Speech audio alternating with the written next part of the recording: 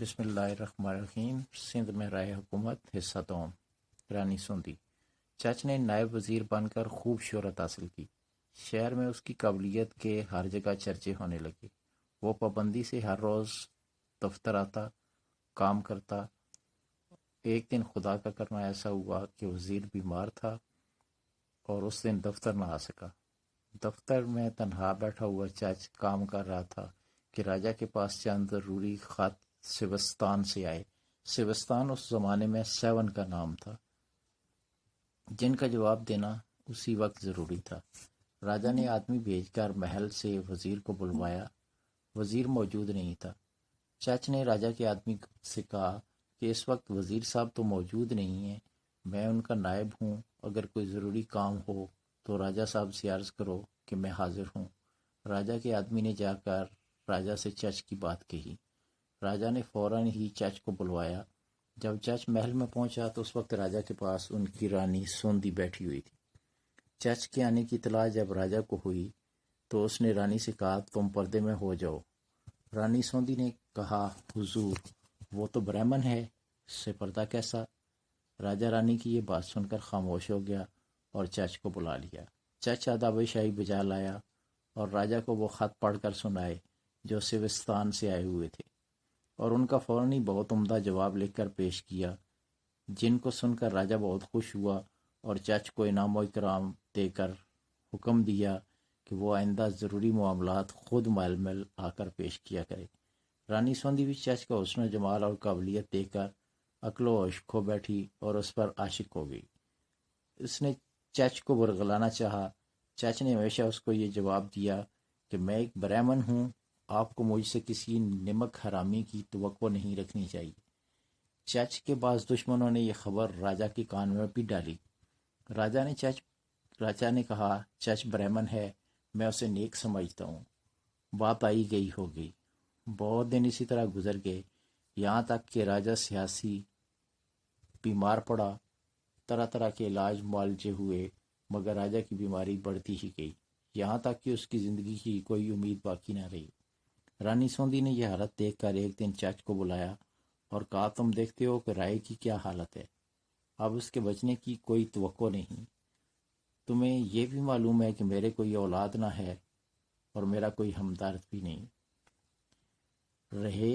نام کے یہ رشتہ دار اور عزیز جو تم دیکھتے ہو، یہ سب کے سب اس طاق میں ہیں کہ راجہ مرے اور ہم تخت پر قبضہ کریں، لیکن میں بھی سندھ کی رانی ہوں، ان کے اس برے ارادے کا وہ مزہ چکھاؤں گی کہ یہ بھی تمام عمر یاد رکھیں گے۔ لو دیکھو اب میں کیا تماشا کرتی ہوں۔ یہ کہہ کر اس نے حکم دیا کہ عام دربار منعقد ہو اور امیر و کبیر جمع ہوں۔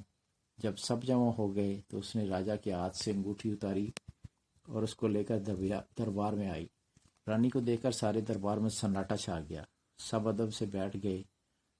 اس نے درباریوں سے کہا راجہ صاحب کی حالت خراب ہے، وہ خود بیماری کی وجہ سے دربار میں تشریف نہیں لا سکتے۔ انہوں نے یہ انگوٹھی مجھے دی اور حکم دیا ہے کہ میں تم سے کہوں کہ چچ کو تخت نشین کر کے سب کے سب اس کے حکموں پر چلیں۔ یہ سن کر سب درباریوں نے اس وقت چچ کو راجہ بنا لیا اور چچ ایک دم نائب وزیر سے راجہ ہو گیا۔ جب چچ راجہ ہو گیا تو رانی سوندی نے محل میں آ کر چچ سے کہا کہ اب بھی اس قابل نہیں کہ تمہاری تمنا پوری کروں۔ چچ خاموش ہو گیا۔ رانی سوندی نے ہمیشہ کے لیے جھگڑوں کا دروازہ بند کرنے کے لیے ایک اور تدبیر سوچی۔ اس نے حکم دیا کہ 50 زنجیریں محل کے بڑے کمرے میں رکھی جائیں۔ جب زنجیریں رکھی جا چکیں تو اس نے اپنے نوکروں سے کہا کہ رائے سیاسی کے عزیزوں کو اطلاع دو کہ رائے تم سے کچھ باتیں کرنا چاہتا ہے، تم فوراً محل میں پہنچ جاؤ۔ چنانچہ رائے سیاسی کے سب عزیز محل کے باہر جمع ہوئے۔ رانی سوندی ایک ایک کر کے محل میں سب کو بلاتی جاتی، جیسے ہی وہ محل میں آتا اس کو زنجیروں میں بندوا کر کمرے میں بند کر دیتی۔ اسی طرح رانی سوندی نے رائے کے سب عزیزوں کو قید کر دیا۔ جب سب قید ہو چکے تو اب رانی سوندی کو اطمینان ہوا کہ چچ کی مخالفت کرنے والا کوئی باقی نہیں رہا۔ اس کام سے فارغ ہونے کے بعد رانی سوندی نے رائے کے ان عزیزوں کو بلایا جو اپنی غربت کی وجہ سے ایک ایک دانے کو محتاج تھے۔ رانی سوندی نے ان سب سے کہا آج تم کو جن لوگوں نے اس حالت میں پہنچایا ہے، میں نے ان سب کو قید کر دیا، وہ دیکھو تمہارے سامنے جکڑے ہوئے ہیں۔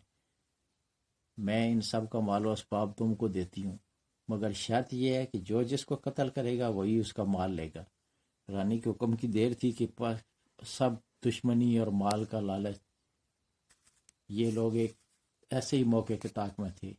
ذرا سی دیر میں ان لوگوں نے ان سب کا صفایا کر دیا۔ اب رانی سوندی کو پوری طرح اطمینان تھا کہ چچ کے راجا ہونے کا کوئی مخالف باقی نہیں رہا۔ رائے مر ہی چکا تھا۔ دوسرے روز رانی سوندی نے رائے سیاسی کی موت کا اعلان کر دیا۔ سارے ملک میں رائے کا غم منایا گیا۔ شاہانہ شان و شوکت سے ارتھی اٹھی اور چتا جلا دی گئی۔ پھر اس نے حکم دیا کہ چچ کو شاہی تخت پر بٹھایا جائے۔ چنانچہ اس کے حکم کی تعمیل کی گئی۔ اس کے بعد سندھ میں برہمن راج کی ابتدا ہوئی۔ چچ، جی ہاں، یہ وہی چچ ہے جو چچ نامہ یا فتح نامہ سندھ کا خالق ہے۔ رانی سوندی کی تدبیروں، عقل مندی اور ہوشیاری کی وجہ سے سارے ملک میں کوئی چچ کی بادشاہ کا مخالف نہیں تھا۔ اب رانی سوندی نے باقاعدہ دربار منعقد کر کے چچ کے راجا ہونے کا اعلان کیا۔ چچ نے سندھ کی حکومت سنبھالتے ہی خزانے کا منہ کھول دیا۔ اس نے فوجیوں کی تنخواہیں بڑھائیں، ہر چھوٹے بڑے کے ساتھ بہت اچھا سلوک کیا۔ ملک کے عوام و خاص اس پر اس قدر دواش اور اس کا دم بھرنے لگے۔ پھر اس نے باقاعدہ اپنے مذہب کے مطابق رانی سوندی سے شادی کر لی۔ 6 مہینے بڑے آرام سے گزرے تھے کہ رائے سیاسی کے مرنے کی اطلاع اس کے بھائی رانا مہرت کو ملی، جو شہر چتوڑ کا راجا تھا۔ رانا مہرت کو سارے حالات معلوم ہوئے تو بہت غصہ آیا۔ وہ بہت بڑا لشکر لے کر چچ کے مقابلے کے لیے روانہ ہوا۔ رانا مہرت نے جیسلمیر پہنچ کر راستے میں چچ کو خط لکھا کہ رائے سیاسی کے تاج و تخت کا وارث میں ہوں، میرے باپ دادا کا یہ ملک ہے، میرے بھائی کے بعد اس ملک کی حکومت کا حق مجھے پہنچتا ہے۔ تم ایک برہمن ہو، تمہیں سلطنت اور حکومت سے کیا واسطہ؟ بہتر یہ ہے کسی مندر میں جا کر رام رام کرو اور مفت میں اپنی جان نہ گواؤ۔ چچ کو جب یہ خط ملا تو وہ خط پڑھ کر بہت گھبرایا اور فوراً ہی محل میں آ کر اس نے وہ خط رانی سوندی کو دکھا کر کہا، دشمن ایک بڑی فوج کے ساتھ ہمارے دروازے کو کھٹکھٹا رہا ہے، اب بتاؤ کیا کرنا چاہیے؟ رانی سوندی نے ہنس کر کہا، ایک پردہ دار عورت ہوں، اگر آپ مجھے لڑائی پر بھیجنا چاہتے ہو تو میں تیار ہوں۔ آپ میرے کپڑے پہن لیجئے اور محل میں بیٹھیے اور اپنا لباس مجھے دے دیجئے، میں باہر جا کر لڑوں۔ بھلا یہ بھی کوئی بات ہے مجھ سے پوچھنے کی؟ آپ اس ملک کے راجا ہو چکے ہو تو دھاڑتے ہوئے شیر کی طرح اٹھیے اور ڈٹ کر لڑائی کے میدان میں دشمن کا مقابلہ کیجیے، کیونکہ لڑائی کے میدان میں مردانہ وار دشمن کا مقابلہ مرد ہی کرتے ہیں، اور اس مقابلہ میں مر جانا 1000 سال کی ذلت کی زندگی سے کہیں بہتر ہے۔ یہ سن کر چچ کو بڑی غیرت آئی۔ اس نے فوج تیار کروائی۔ دشمن الور کے قریب پہنچ چکا تھا۔ دونوں فوجوں کا مقابلہ شروع ہوا۔ خون کے ندی نالے بہنا لگے۔ رانا مہرت نے یہ دیکھ کر بے وجہ سینکڑوں آدمی مارے جائیں، یہ بہتر نہیں۔ چچ سے کہا، سپاہیوں کی جان لینا اور اپنے فائدے کے لیے کٹوانا بہادروں کا طریقہ نہیں۔ او ہم تم سواری سے اتر کر پیدل ایک دوسرے کا مقابلہ کریں، جو زندہ بچے آئندہ وہی سندھ کا راجا ہو۔